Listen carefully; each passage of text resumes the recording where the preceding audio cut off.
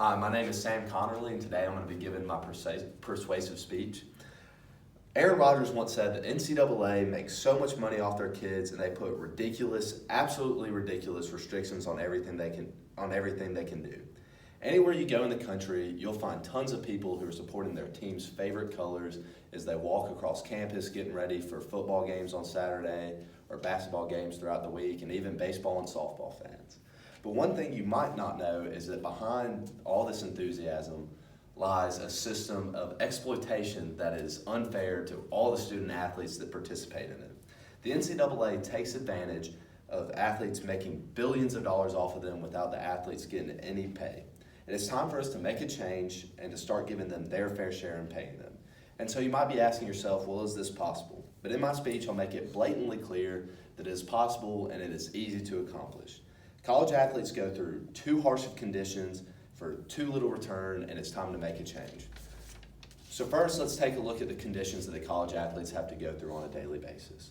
According to an article done by www.teamusa.com, student athletes have less than 3 hours a day for free time, and as part of free time, they have to walk to classes, eat meals, and study.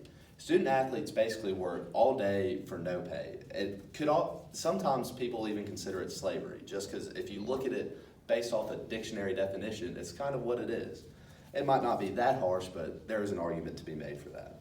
They have to forgo social lives and spending time with their friends, all in the name of practicing for their team and succeeding for their coaches. They also don't have time to get a job and earn money, and so they have to forego things that they could pay for, like new clothes or maybe a new car if they wanted to save up for it, just because they're on the team.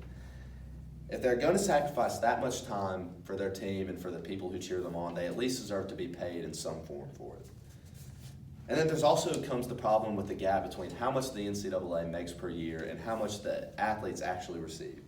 So according to USA Today, the NCAA just made its first $1 billion in revenue, which is great for them, but unfortunately for the student athletes who don't see a penny of it, it's hard to be happy for them. This mainly came from football and men's basketball, but the fact remains that the NCAA has now become a major company. And with that title comes a lot of responsibility, especially in how you treat your employees. And the employees here aren't just the people who work for the NCAA. I'm talking about the presidents, the chairs of committees, even the referees. I'm talking about the student athletes. The athletes are the reason that people give all their money to watching games, to viewing on TV so the NCAA can receive ad revenue. So it's kind of hard for the NCAA to be making that much money if they don't have the student athletes there. That's why it's imperative that they start paying the athletes, or else they might lose all the revenue they're making. The NCAA is frankly just making too much money to not give the athletes their fair share.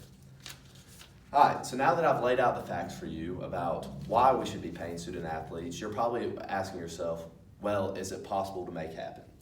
And I'm here to tell you that there are so many solutions to making it happen.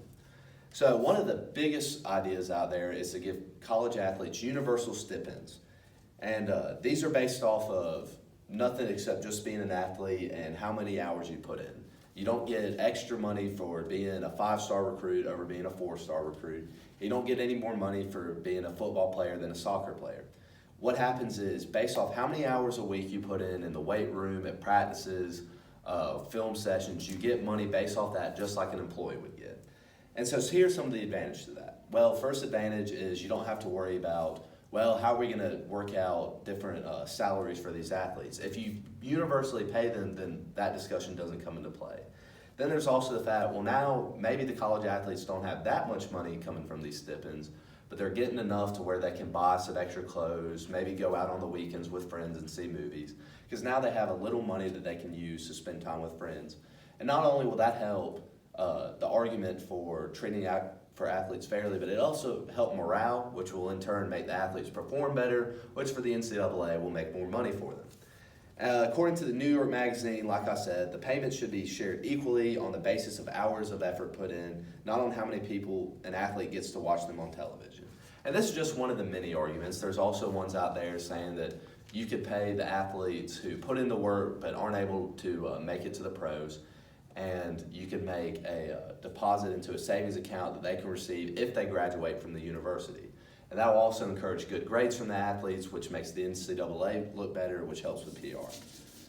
So in conclusion, It has become obvious that the exploitation of college athletes has reached a point to where we can no longer ignore it. They're being treated too unfairly, and it's hard to watch. Between the harsh conditions and the lack of compensation, even though it is abundant at the NCAA, college athletes deserve some sort of payment for the time that they put in, and the solutions aren't that hard to imagine. There's easy ways to implement them. We just have to all put our effort into making this problem aware to the NCAA. And if we keep going at the pace we're going, then there will become a point where the athletes just won't be able to participate in sports. Then we lose all the enjoyment, all the time we share, all the memories we've had, all the laughs we made. So we have to start today to work to make a change for NCAA athletes. Thank you.